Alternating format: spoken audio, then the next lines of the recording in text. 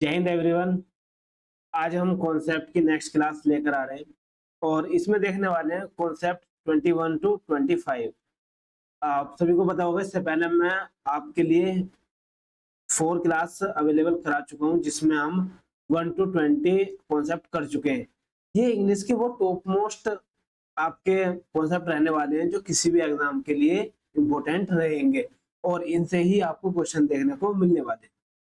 तो चलिए आज के क्लास में देखने वाले हैं किस तरीके के कॉन्सेप्ट हैं। लेकिन उससे पहले यदि आप इस क्लास की पीडीएफ चाहते हैं तो हमारे Telegram channel English by Sachin Tomar को ज्वाइन कर सकते हैं, जहां आपको हर क्लास की पीडीएफ, नोट्स और जो भी अपडेट होगी आपके एग्जाम से रिलेटेड आपको बता दिया जाएगा। ठीक है। और बाकी यदि आप एयरफोर्स एक्स ग्रुप और वाई ग्रुप की तैयारी कर रहे हैं तो उसके इंग्लिश के मॉक टेस्ट भी अवेलेबल हैं, आप कर सकते हैं।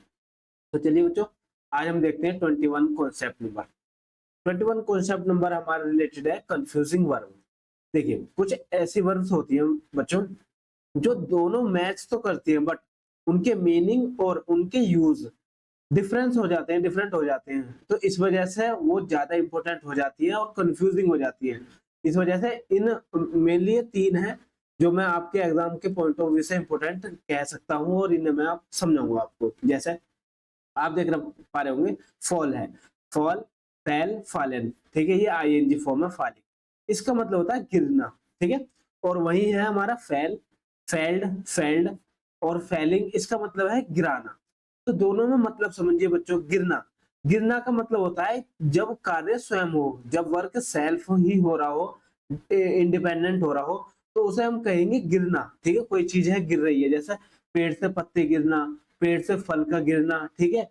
और आसमान से कुछ चीज का गिरना, तो वो कहलाएगा हमारा फाल, फैल, फालन। ठीक है, हम इस वर्ब को यूज करेंगे। लेकिन यदि हम किसी चीज को गिरा रहे हैं, जैसे कि अपने हाथ से कुछ चीज फेंक रहे हैं गिराने के सेंस में, और पत्थर गिरा रहे हैं, ठीक है, पेड़ काट के गिरा रहे हैं, तो उसके लिए हम यूज करेंगे फैल, फैल्ड, फैल्ड, फैलिंग। ठीक है, इसका मतलब है गिराना। तो जब कार्य किया जाए, जब वर्क किया जाए, वर्क डूअर के साथ हो रहा हो तो गिराना होगा, और जब वर्क खुद हो रहा हो, सेल्फ हो रहा हो, तो उसका मतलब होगा गिरना। तो इसमें यहाँ पर देखिए, यहाँ सेकंड फॉर्म है और जो सेकंड फॉर्म है वो इसकी फर्स्ट फॉर्म है। बस यही दिक्कत आ जाती है बच्चों। तो अभी हम इसके कुछ एग्जांपल्स देखेंगे, तब आपको अच्छे तरीके से समझ में आ जाएगा। आगे चलते हैं। ऐसे ही हमारा राइज, रोज, राइजन, इसका मतलब होता है उठना या फिर उगना। जैसा सूर्य का उगना है ना, सूरज उगना, तो उसे हम क्या कह सकते हैं, राइज, रोज, राइजन। किसी प्राइस का उठना, जैसा कोई प्राइस है किसी मान सकते हैं कि कोई भी प्रोडक्ट है, उसका प्राइस राइज हो रहा है तो वो उठ रहा है। ठीक है, तो उसे हम कह सकते हैं उठना या फिर उगना। वही बात आती है हमारी रेज, रेज्ड, रेज की। तो रेज, रेज्ड, रेज्ड, तो इसका मतलब होता है उठाना, जहां पर कार्य किया जा रहा हो, जहां पर डूअर हो। तो डूअर की सेंस के लिए हम यूज करेंगे उठाना। इसमें हम कह सकते हैं कि हाथ का उठाना, रेज योर हैंड। ठीक है। और रेज योर वॉइस, वॉइस का उठाना, अपनी आवाज उठाओ, तो उसके सेंस में हम यूज करेंगे रेज, रेज्ड, रेज्ड। तो याद रखें, जब हम हमें मीनिंग चाहिए उठना तो हम यूज करेंगे राइज, रोज, राइजर। और वही यदि हमें उठाने वाला सेंस चाहिए तो रेज, रेज्ड, रेज्ड। ठीक है बच्चों। चलिए, नेक्स्ट हमारी वर्ब है लाई। अब लाई का मतलब क्या होता है, लाए, ले, लेन, इसका मीनिंग है लेटना या फिर पड़े रहना। ये भी डूअर के बिना हो सकता है, डूअर के बिना हो सकता है। ठीक है। बट सेकंड है हमारा ले, लेट, लेड, इसका मीनिंग है लेटाना या फिर रखना। जैसे अपना बैग रख देना, ठीक है, अपना सूटकेस रख देना, अपना की अपनी चाबी रख देना। तो यदि डूअर के साथ वर्क हो रहा, डूअर से वर्क हो रहा, तो हम करेंगे लेटाना, ले, लेड, लेड यूज। और वहीं यदि वर्क खुद हो रहा हो, ले का, लेटने का, तो वहां हम कहेंगे ले, लाए, लेन। ठीक है बच्चों। चलिए, अब हम इनके एग्जाम्पल देख लेते हैं ताकि आपके आसानी से समझ में आ जाए। अब हमारा फर्स्ट है example, I know I had sprained by ankle the moment I felled या फिर फेल। तो द मोमेंट, अब कब हुआ होगा मोमेंट, जब वो गिरा होगा, गिराया नहीं गया होगा। ठीक है, गिरा होगा। तो फेल्ड का यूज नहीं करेंगे, किसका यूज करेंगे, फेल का। ठीक है। सेकंड में देखिए, योर फेवरेट वेस, वेस का मतलब होता है गुलदस्ता। फॉल्ड या फिर फेल, इन दोनों में से हमें बताना होगा of the table during earthquake. अब देखिए अर्थक्वेक के द्वारा गिराया गया, मतलब वो खुद गिरा है, अर्थक्वेक तो आया और वो खुद गिर गया, तो हम लिखेंगे your favourite vase fell off the table during earthquake. ठीक है, तो इसमें हम फेल्ड का यूज नहीं करेंगे, फेल का। तो गिरने का खुद का काम हो रहा था, यहाँ पर कोई डूअर नहीं है, तो खुद से हुआ। ठीक है, तो इसलिए हम फेल का यूज किया हमने। चलिए हम आगे के एग्जांपल समझते हैं। स्मोक वाज रेजिंग या फिर राइजिंग इनटू द एयर। अब स्मोक उठाई जा रही है या उठेगी, तो स्मोक जो होगा वो खुद उठेगा ना, तो रेजिंग आएगा या राइजिंग, तो रेजिंग नहीं होगा। रेजिंग का मतलब है डूअर होना चाहिए था, बट इसमें कोई डूअर नहीं है, तो इसलिए हम क्या लिखेंगे, हम राइजिंग यूज करेंगे, राइजिंग इनटू द एयर। यहाँ तक बात आई समझ में। चलिए फोर्थ एग्जांपल, वी राइजन या फिर raised the flag to the top of the pole. अब देखिए यहाँ पर आपको डूअर मिल जाएगा, और डूअर कौन है, वी, तो वी डूअर होने की वजह से राइजन नहीं रेज्ड करेंगे हम। ठीक है, तो we raised the flag to the top of the pole. अब आई थिंक आपको क्लियरिटी हो रही होगी। लास्ट हम करते हैं नेक्स्ट वर्ब का fifth question. I was in a park when I felt sick, so I laid या lay on a bench nearly। अब देखिए, तो खुद को लेटना होगा या फिर खुद को लेटाना, नहीं लेटना, तो यहाँ पर लेड नहीं ले का यूज करेंगे। जब लेटने वाला सेंस आएगा तो ले, और जब रखने वाला सेंस आएगा तो लेड। ठीक है, वही देखिए सिक्स क्वेश्चन, सी हैड लेन या फिर लेड हर बैग डाउन। अब उसने अपना बैग रखा होगा ना, लेटी तो नहीं होगी, तो उसने अपना बैग रखा, तो वहां पर हम लेन का यूज करेंगे या फिर लेड का। तो आप यहाँ पर देख सकते हैं, देखिए रखने के सेंस में ले लेड लेड, तो यहाँ पर मीनिंग जो आएगा वो लेड का है, तो इसलिए हम लेड को सही बताएंगे, लेन गलत होगा। तो हेड के हिसाब से वर्ब की थर्ड फॉर्म। क्लियर है, आई होप आपको 21 कॉन्सेप्ट समझ में आया होगा। चलते हैं नेक्स्ट कॉन्सेप्ट नंबर 22। कॉन्सेप्ट 22 है वर्ब जो होती है V1 V2 V3 सेम, मतलब कुछ वर्ब ऐसी होती है, कुछ वर्ब ऐसी होती है जिनकी तीनों फॉर्म बिल्कुल सेम रहती हैं, यानी कि फर्स्ट फॉर्म भी, सेकंड फॉर्म भी और थर्ड फॉर्म भी सेम रहती है। तो कौन कौन सी वर्ब है एक बार आप पढ़ लीजिए, ताकि ऐसी एग्जाम आए और सेकंड फॉर्म का यूज करने को कहे तो आप ईडी मत लगा देना। ठीक है, तो देखिए रीड, बस्ट, सट, slit, spread, ride, telecast, broadcast, ये ऐसी वर्ब है जिनकी तीनों फॉर्म बराबर रहती है। बैट, बिड, अब बिड है, बिड बिड बिड ही रहेगी। ठीक है, बिड बिडिड बिडिड नहीं करेंगे। हिट, थ्रस्ट, कट, अब आप कट को भी जानते होंगे, तो कट कटिड कटिड नहीं करते, कट कट कट ही होती है तीनों फॉर्म, वर्ब की फर्स्ट फॉर्म, वर्ब की सेकंड फॉर्म और वर्ब की थर्ड फॉर्म। उसके बाद कोस्ट, तो कोस्ट भी यही होती है, कोस्ट कोस्ट कोस्ट। सेट या फिर फोरकास्ट, फोरकास्ट बहुत ज्यादा इंपॉर्टेंट है, ये एग्जाम में आए भी है आपके। चलिए तो हम अब एग्जांपल देख लेते हैं, जैसे आई एक्सीडेंटली सटेड या फिर सट the door on her fingers. अब देखिए सटेड होगा या सट होगा, नहीं जी गलत, सटेड नहीं होगा, क्या होगा, सट होगा। ठीक है, तो इस वजह से मैं बताया था आपको, यहाँ चाहे आपको फर्स्ट फॉर्म चाहिए, सेकंड फॉर्म चाहिए या फिर थर्ड चाहिए, वर्ब हमेशा सट ही यूज होगी। ठीक है, आगे देखते हैं next, the concert will be broadcasted या फिर ब्रॉडकास्ट लाइव टुमारो इवनिंग, तो ब्रॉडकास्टेड नहीं होता, ब्रॉडकास्ट होगा। नेक्स्ट, ठीक है, आपको 22 कॉन्सेप्ट समझ में आया होगा। 23 देखते हैं कॉन्सेप्ट क्या है। देखिए अब कुछ वर्ब ऐसी है जिनकी तीनों form V1 V2 V3 different होंगी, अलग अलग होंगी। ठीक है, अलग अलग होंगी इसमें, और तीनों का यूज भी बहुत अच्छे तरीके से हम करेंगे, कंफ्यूजन होती है, तो इन्हें याद भी कर लेना, अपनी फेयर कॉपी में नोट भी कर लेना। तो हम पढ़ते हैं पहले सिंक। सिंक का देखिए क्या होता है, सैंक, संक और संकर। ये क्या है, ये है तुम्हारा पास्ट पार्टिसिपल, पास्ट पार्टिसिपल। इसे मैं आपको अलग क्लासेस में समझाऊंगा, और मैंने आपके लिए अलग क्लास ले रखी है पार्टिसिपल की, तो आप उसे देख सकते हैं।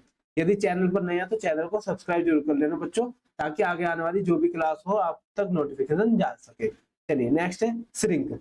श्रिंक का क्या हो जाएगा, श्रैंक, श्रंक और श्रंकर। ठीक है, मेल्ट, मेल्टेड, मेल्टेड और मोल्टन। मोल्टन होता है पास्ट पार्टिसिपल, बाकी तीनों फॉर्म हमारी ये है, मेल्ट, मेल्टेड, मेल्टेड।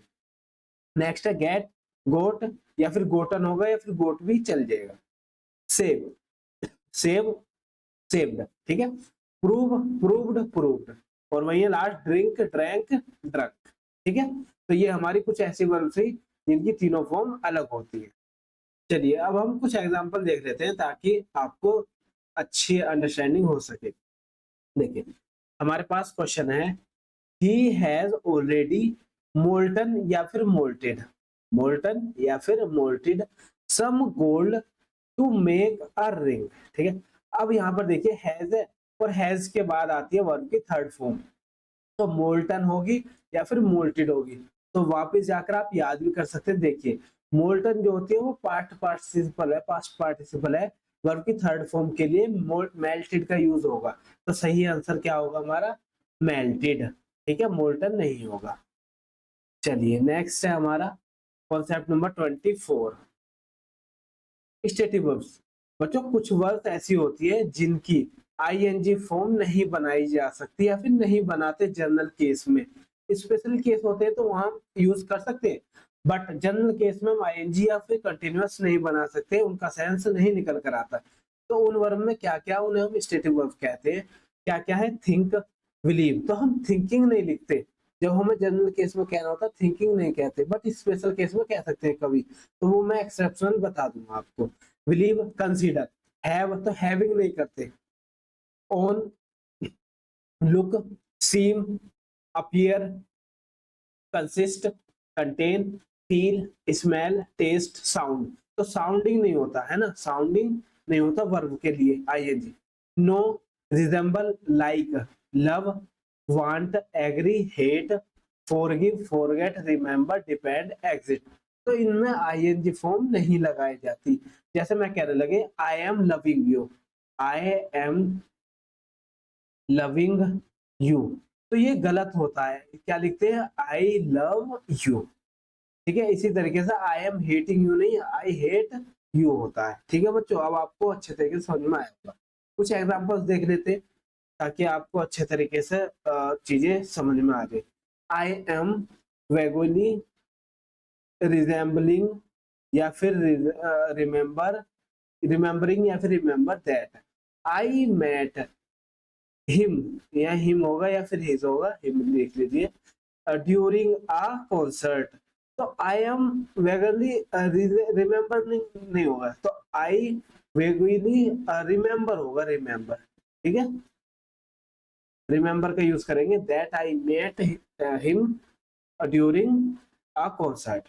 नेक्स्ट देखिए, द रूम इज स्मेलिंग, या फिर स्मेल्ड डैम्प, तो इज स्मेलिंग नहीं होता, द रूम स्मेल्ड, स्मेल्ड कह सकते हैं डैम्प, ठीक है। चलिए लास्ट कॉन्सेप्ट हमारा कॉन्सेप्ट नंबर 25। 25 कॉन्सेप्ट क्या कहता है कि don't use as after these verbs, मतलब कुछ वर्ब्स हैं इनके बाद में हम ना एज का यूज नहीं करेंगे। क्यों, क्योंकि एज का यूज करते ये सुपरफ्लुअस हो जाएगी, सुपरफ्लुअस होने की वजह से मीनिंग सही नहीं आएगा। तो वो वर्ब क्या क्या है, मेक, चूज, इलेक्ट, सेलेक्ट, एनोइंट। देखो एनोइंट का मतलब होता है राज तिलक करना, राज तिलक करना, होना या फिर करना, तो ये भी याद रखना। एनोइंट अच्छा मीनिंग है, आया भी आपके word. Appoint, name, call, think, consider, तो ये कुछ ऐसे वर्ड्स हैं, वर्ब है जिनके बाद एज का यूज नहीं करते। क्यों नहीं करते, अब सेंस देखिए बिगड़ जाता है। तो हम एग्जांपल से समझने की कोशिश करते हैं। हमारा फर्स्ट एग्जांपल है, I consider Rohan as one of my closest friend, friend नहीं फ्रेंड्स होगा, तो ये तो बात आपको पता होगी कि वन ऑफ के बाद यहाँ प्लूरल होता है, तो वन ऑफ फ्रेंड्स, ये तो सही है। तो अब गलती कहाँ पर है, आई कंसीडर रोहन, तो एज नहीं होगा क्योंकि कंसीडर के बाद एज का यूज नहीं करते, सीधे ये बोलेंगे I consider Rohan one of my closest friends, ठीक है। अब सेकंड देखिए, they made Mohan as the captain of the day. अब मेड, मेड आ गया, मेड के बाद भी एज का यूज नहीं करेंगे, सीधा क्या बोलेंगे, दे made Mohan the captain of the day. I think आपको ये अब क्लियरिटी हो गई होगी। जब भी आपको ये वर्ब मिले, कंसीडर करना, थिंक करना, कॉल करना, इलेक्ट करना, सेलेक्ट करना, इनके बाद एज का यूज नहीं करते। जैसे मैं कह दूं the class teacher elected him as a monitor of the class, तो एज ए नहीं आएगा, सिंपल आएगा the class teacher elected him the monitor of the class. ठीक है बच्चों, चलिए इसके बाद आज की क्लास हमारी यही खत्म होती है। बाकी ये कॉन्सेप्ट आप अपनी नोटबुक में बनाएं, अच्छे तरीके से इनका रिवीजन करें। इनमें से ही आपको क्वेश्चन देखने को मिलेंगे, आप किसी भी एग्जाम की तैयारी कर रहे हो। तो यदि आपको कुछ भी एग्जाम से रिलेटेड डाउट हो तो पर्सनल गाइडेंस लेने के लिए आप मुझे इस नंबर पर मैसेज कर सकते हैं, कुछ भी डाउट पूछ सकते हैं। और बाकी आपको नोट्स वगैरह या फिर पीडीएफ चाहिए तो इस हमारे Telegram channel English by Sachin Tomar को ज्वाइन कर लीजिए। यहाँ पर आपको पीडीएफ अवेलेबल हो जाएंगी और आप अदर क्लासेस भी इस यूट्यूब चैनल से देख सकते हैं, जैसे टेंस की टॉप 100, एक्टिव पैसिव की टॉप 100 और अदर क्लासेस भी अवेलेबल है। तो टेस्ट देना चाहते हैं तो टेस्ट भी दे सकते हैं। ठीक है बच्चों, अब हम नेक्स्ट कॉन्सेप्ट में की क्लास में मिलेंगे। तब तक के लिए धन्यवाद। जय हिंद।